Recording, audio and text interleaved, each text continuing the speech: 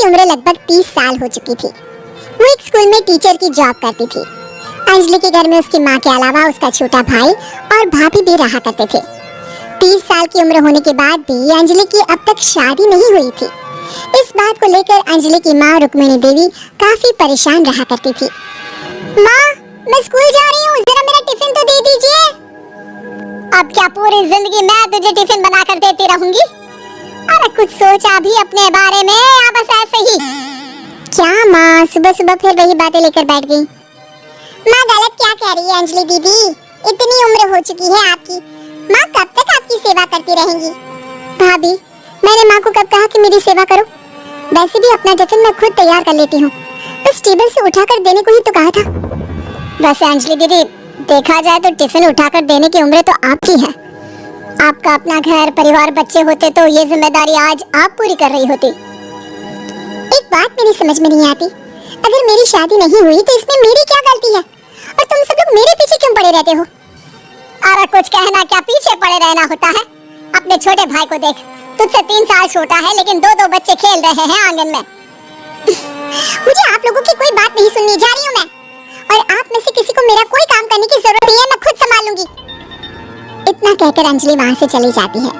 शाम को जब अंजलि अपने स्कूल से लौटकर घर वापस आती है तो उसने देखा कि पड़ोस वाली निर्मला चाची वहाँ पर बैठी हुई थी। क्या बात है अंजलि बिटिया, नौकरी करके वापस आ गई? जी चाची जी, कैसी हैं आप? मैं तो ठीक हूँ बेटा, तुम बताओ शादी के बारे में कुछ सोचा या नहीं? अरे रहने दीजिए ना, इससे तो शादी की बात करना ही बेकार है। कुछ भी कहो तो गुस्सा करती है, बात बात पर आंखें दिखाती है। माँ, आप ऐसा क्यों कह रही है? मैंने कब आप पर गुस्सा किया? अरे अंजलि बेटा, तुम्हारी माँ ठीक ही तो कहती है, 30 की होने आई हो, अब तुम्हें भी शादी वादी कर लेनी चाहिए। चाची जी, आप तो ऐसे कह रही हैं जैसे शादी करने से मैंने मना किया हो। रहने दीजिए निर्मला चाची, हमारी अंजलि दीदी को अभी तक उनकी पसंद का दूल्हा नहीं मिला ना, इसीलिए वो शादी नहीं कर रही। भाभी, ऐसी कोई बात नहीं है। अरे तो फिर क्या बात है? तुम्हारी माँ ने तुम्हारे लिए इतने रिश्ते ढूंढे लेकिन तुम्हें कोई पसंद ही नहीं आता। क्या है ना चाची जी, हमारी ननद रानी नौकरी जो करती है ऐसे ही थोड़ी ना किसी को पसंद कर लेंगी। अरे भाई, नौकरी का घमंड है तो बात अलग है, कोई और बात हो तो बताओ, कोई रास्ता निकाला जाए। नहीं नहीं चाची जी, कोई बात नहीं है, बस मुझे अभी तक अपनी पसंद का कोई मिला नहीं है। सुन लिया आपने, इस लड़की के तो पर निकल आए हैं और इतनी उम्र में अपनी पसंद का कोई मिलेगा भी नहीं इसे। माँ, आप मेरी शादी को लेकर हमेशा मुझे ताने क्यों मारती रहती है?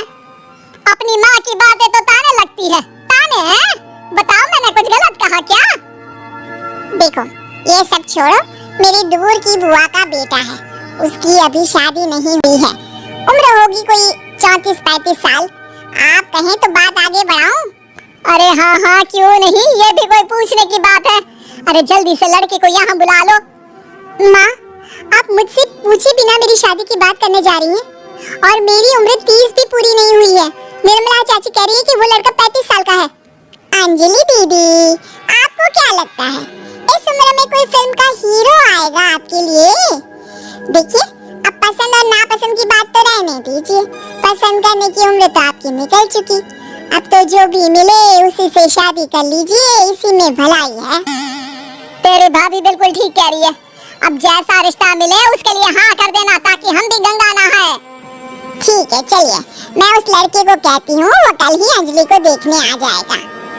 अगले दिन निर्मला चाची के दूर का रिश्तेदार अंजलि को देखने उसके घर आता है। उसका नाम था अजय। अंजलि जी, तो आप नौकरी करती हैं, वो भी स्कूल में? जी हाँ, मैं स्कूल में टीचर हूँ।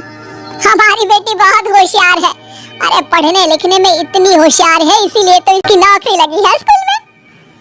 हाँ हाँ ठीक है आंटी जी, जरा मुझे भी तो बात करने दीजिए आपकी बेटी से। जी पूछिए ना, क्या पूछना चाहते हैं? अंजलि मैडम, ये तो बताइए कि आपने अभी तक शादी क्यों नहीं की? बस ऐसे ही, कहीं कोई रिश्ता पसंद नहीं आया इसलिए। लेकिन क्या मैं आपसे पूछ सकती हूँ कि आपने शादी क्यों नहीं की? अंजलि, क्या कर रही हो तुम? लड़कियों को इस तरह की बातें नहीं शोभा देती। रहने दीजिए आंटी जी, आपकी बेटी काफी पढ़ी लिखी है, मैं उनके सवाल का जवाब दे ही देता हूँ। वो क्या है ना, मुझे भी अभी तक अपनी पसंद की कोई लड़की नहीं मिली।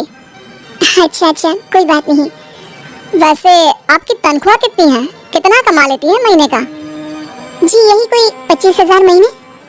बस 25,000? इतने से क्या होता है? इतने से तो आजकल घर भी नहीं चलता। आपके कहने का क्या मतलब है? अरे मैं तो ये सोच कर आया था कि नौकरी वाली लड़की है, आराम से 40,000 कमाती होगी। माफ कीजिएगा, आपका और मेरा रिश्ता नहीं हो सकता। जी कोई बात नहीं, मुझे भी आपके साथ शादी करने में कोई इंटरेस्ट नहीं है। अंजलि, किस तरह की बात कर रही हो? घर आए रिश्ते को ठुकरा रही हो तुम। दीदी, अब इस उम्र में आपको इतनी अकड़ नहीं दिखानी चाहिए। अच्छा खासा रिश्ता हाथ से निकल गया, कहीं ऐसा ना हो कि जिंदगी भर कुंवारी ही रह जाओ आप। कुछ दिन और ऐसे ही निकल जाते हैं और अंजलि की शादी कभी नहीं होती। अंजलि के परिवार वाले बिंदास उसे ताने मारते रहते हैं, लेकिन अंजलि एक बड़ी नौकरी की तैयारी करती है और उसमें सिलेक्ट होने के बाद अंजलि को एक बहुत बड़ी नौकरी मिल जाती है। अब तो दीदी के नखरे और भी ज्यादा बढ़ जाएंगे भाई। अब तो इतनी बड़ी नौकरी जो लगी है, अब इनकी शादी होने से रही। माँ, मुझे नौकरी के लिए दूसरे शहर जाना पड़ेगा। आप जानती हैं ये बहुत बड़ी जॉब है और इसमें पैसे भी बहुत ज्यादा मिलेंगे। अच्छा, कितने पैसे मिलेंगे बेटा? माँ, मुझे हर महीने 90,000 सैलरी मिलेगी। क्या? अरे वाह वाह, ये तो बहुत अच्छी बात है। लेकिन फायदा क्या? कितने भी पैसे मिले, शादी तो हुई नहीं ना तुम्हारी। अंजलि नौकरी करने के लिए दूसरे शहर में चली जाती है और जब कुछ महीनों के बाद वो वापस घर आती है तो उसे अपने पति के साथ देखकर उसके घर वाले हैरान रह जाते हैं। अरे अंजलि, तूने शादी कर ली और हमें बताया तक नहीं? और दामाद जी करते क्या हैं? इतनी बड़ी कार है उनकी। माँ, मैं आपको सब कुछ बताना चाहती थी, लेकिन आप सबके ताने सुनकर बहुत दुखी हो गई थी और इसलिए मैंने अपनी पसंद से शादी कर ली। मेरे पति मेरे साथ ही ऑफिस में नौकरी करते हैं और बहुत बड़े अफसर हैं। और एक बात बताऊं माँ, आज मैं बहुत खुश हूँ।